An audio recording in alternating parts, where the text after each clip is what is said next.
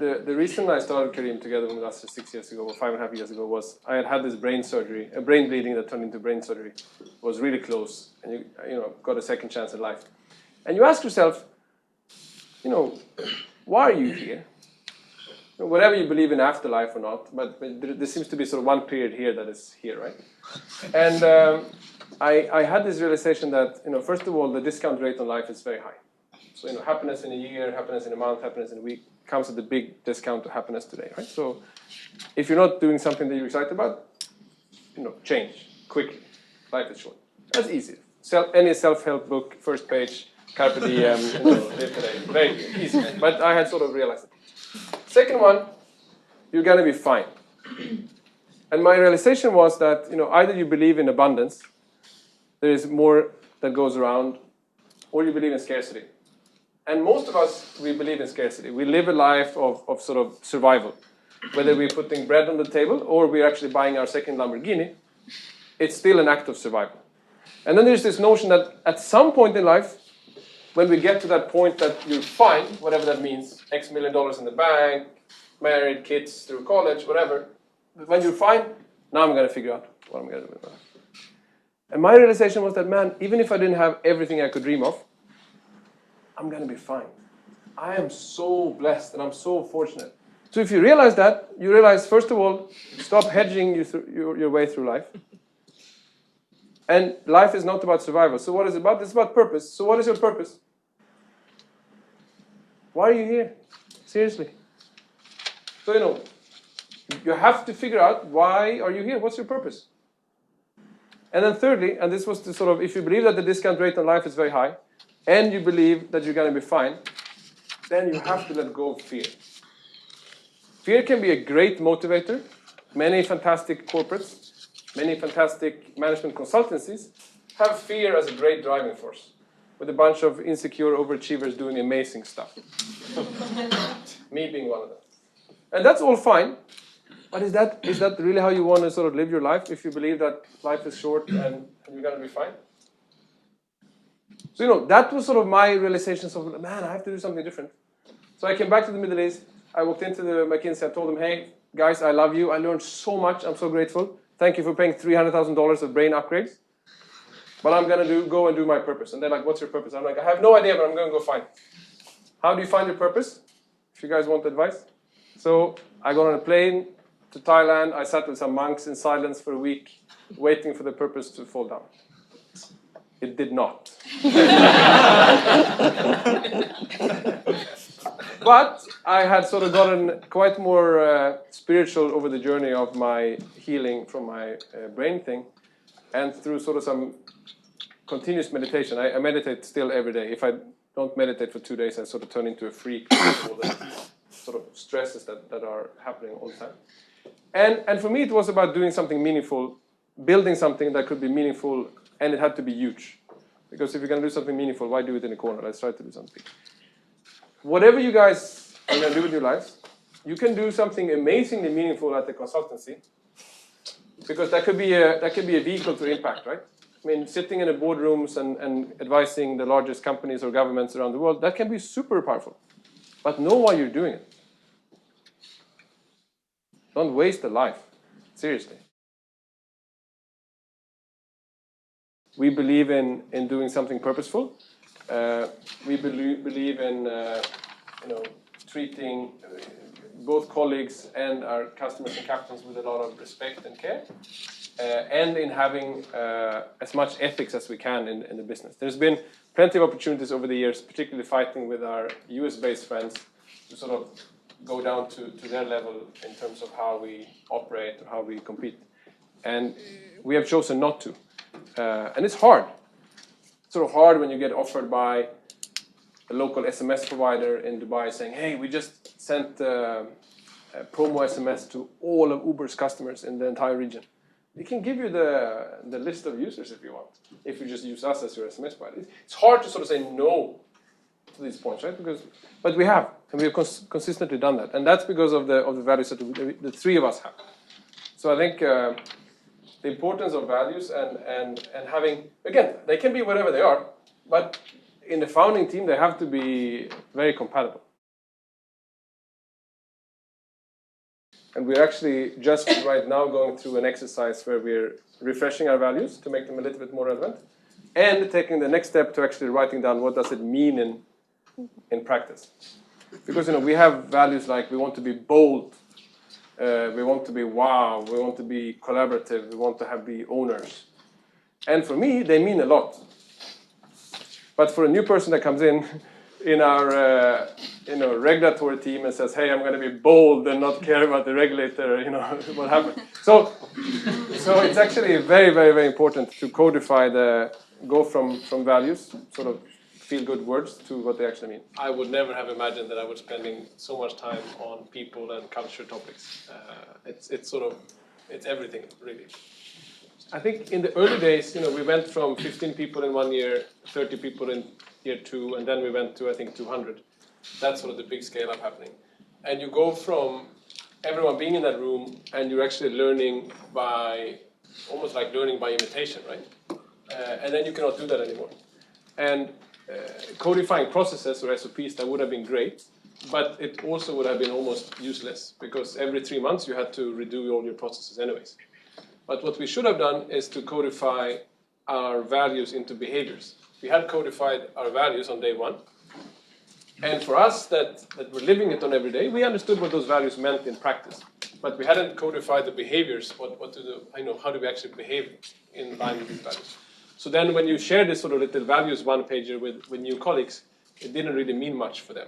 And that's when it gets hard. And that's when old colleagues feel frustrated that these new guys are not getting it right. So I think on this whole topic of culture and values, which I think is critically important, first of all, you need to do hiring right. So you need to sort of get the right people in. And we were recruiting people that were also mission-driven. And it helped that we were so scrappy that we couldn't pay people any sort of decent salaries. So the only people that joined were, we got missionaries and not mercenaries. And then you need to onboard people, because even when you get these motivated people in through the door, but then on day 1, everyone that is there is so busy that they don't have any time to spend with them. So you have these great people that just join and they're just sitting there, they cannot do anything. A, because they don't know what's going on at all, and B, they have a values sheet, but they don't understand what that means in practice. So spending time on onboarding is super critical, like super critical. In the early days, we had a call center. Our first customer was McKinsey, my ex-employer. And the bar is pretty high. So, you're 2 minutes late on a booking, that's a problem. You're 5 minutes late, and it's sort of the world is going under type of a situation, right? And the first colleagues we hired, they were relatively young to basically spend time in the call center, because up until then, me and Mudassir, we have been sleeping with the phone, doing sort of 24/7 call center in the night. And when they came in and joined, their perception of what great looked like for a professional services firm was very different. So if the car is coming a few minutes late, you tell a white lie. Yeah, the car is there in 5 minutes, and then 5 minutes, and another 5 minutes, and then half an hour later it's still another 5 minutes, right? Or you had screwed up the dispatching, so the car to the important partner showed up being 15 minutes late, and you say, oh, but there was traffic on the road. It happens to be 4 a.m. in the morning, there's not the car on the road, right? So a lot of the things that you had to sort of retrain people, and that happened by us sitting next to people and doing it ourselves. And when you get to the scale of, you can't fit in a room, you become 50, 60, 100 people, you cannot do that anymore. And then that's when it gets really, really challenging. And if you haven't codified what the desired behaviors are, then it's very hard to share them. And what as was mentioned by Sahil, I think the whole concept of a leadership pipeline is very important as well. Again, our first 10, 15 colleagues were very junior people that were in our call center and operations team. It was very hard for them to scale up to a position of becoming a manager of a team of 10, 15 people, right?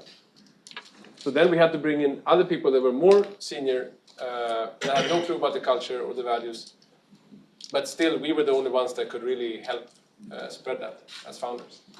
So there's a lot of complex things going on at the same time, but it is a very big deal, and particularly if you're an organization that is based on purpose, if you don't get that disseminated, then people sort of just check out because they feel like this is just a big fraud. we were sold that this is a purpose and we're here for a mission and we believe in our values, but then we come in and all you talk about is growth. As a founder, there's a million things going on, and you end up, or at least I ended up feeling like a failure almost all the time, because there's just things that are sort of breaking all the time, right? And compared to my previous life when I was at McKinsey, and you work with a very motivated team on a very specific topic, and you're on top of it. You work hard, but you'll figure it out. Like you never fail. I mean, I never failed in my 5 years at McKinsey. And now I'm failing every single day. And it's sort of painful, emotionally draining.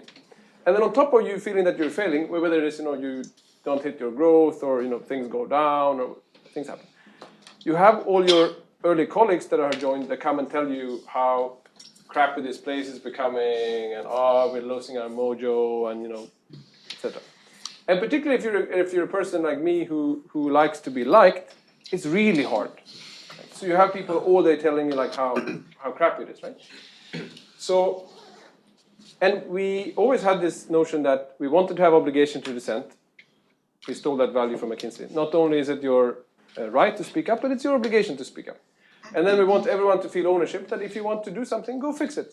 If you think that we have too little fun, go have some fun. If you feel that we need to get a new coffee machine, go buy a new coffee machine. But getting that through to colleagues, that you are fully empowered, just go do it. And don't just sort of wait for me to solve it for you. That's a big cultural shift. And I think particularly being in the Middle East, where I don't like to generalize, but many of the sort of more traditional companies are probably more hierarchical. If your boss should tell you what to do, if he doesn't tell you what to do, then it's very strange. This boss must be a bad boss, right? So the whole notion of empowerment, it's sort of a bit weird for people. So they're like, you're not going to tell me what to do. But that's the only thing that scales, particularly in a fast-growing environment. Management does not scale, but sort of bottom-up leadership and initiative can scale. So fostering that environment, and it's hard, but that's sort of the only way it can work. I mean, there are shades of performance as well. Like if someone is just completely outrageously doing something completely poorly, then you'll have to separate, right? But I think my main message is that over the journey of a scale-up, you will have people that are absolutely amazing individuals that are doing amazingly well, and then 3 months later they are really struggling because they have grown into something that is bigger than what they can handle at the time, right? We try to hire a lot on potential versus current performance, because then we know that people can grow with us, and even if they need to sort of move sideways for a little bit to pick up some new skills, but then you don't have to. If you can make that happen, then you don't have to fire necessarily, right? So. The first couple of colleagues we hired, they were to support in our call center and operations team, basically being on the phone with customers and captains. We did not go to traditional call center companies, but we did sort of the traditional McKinsey hiring process, doing like guesstimates and market sizing studies, with people that had never in their lives been exposed to this.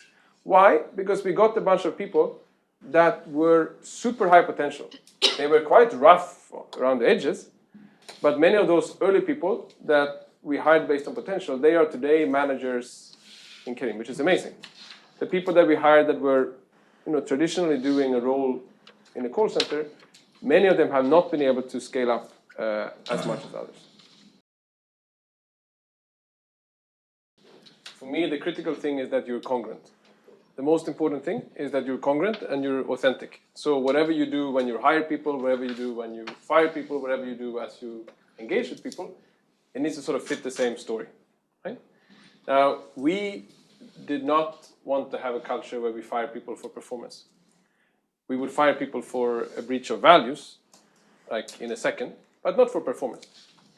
So I think my first message would be like, you just have to sort of figure out what do you want to stand for, and then be super consistent. If the culture gets really messy, if you're not consistent across. And when it comes to performance, the interesting thing is that in a fast-growing place, let's say you're a GM of a city, you're a GM of Riyadh. You have $100,000 P&L. 1 year later, that's $1 million P&L, and another year later, that's a $10 million P&L, and then it's a $100 million P&L. Now, that same person is most likely going to struggle to scale up him or herself in that pace, right? So constantly, we're having conversations of, is this person not performing great any longer? This was a rock star, and now what happened? Is this person not a rock star anymore? And I think there is, for us, we're sort of talking about this concept of, are you a fit for Careem? Is the first question. And the second one, are you fit for the role you're currently in? And a lot of people are fantastic Careem fits, but the role fit might actually have to change quite a lot over the time, right? And then, you can decide that you want to have a culture where if someone is not a role fit, you fire them. Or you have a culture where you say, which is our choice, that, if we have found someone that is rare enough to fit our culture and our values, we'll keep them, and then we'll sort of have to find what could be another opportunity for them, right?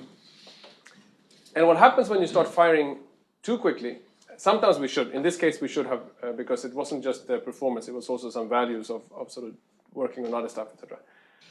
So not firing and waiting on it can be very detrimental, because the other people are sitting there like, why are we allowing this? Like, this is a problem. This person is not aligned with our values. So sometimes when we have taken choices to separate from even very senior people, but it was clear that it was a value difference, people actually were relieved when it happened. But when the opposite happens, when people don't understand what's going on, then you cause a lot of fear. And personally, I believe that having a fear-based culture can lead to a lot of short-term performance, but it really stifles the organization. And I think if you want people to feel empowered, if you want people to feel and act like co-founders, everyone, then it's tricky to do that with too much fear in the mix.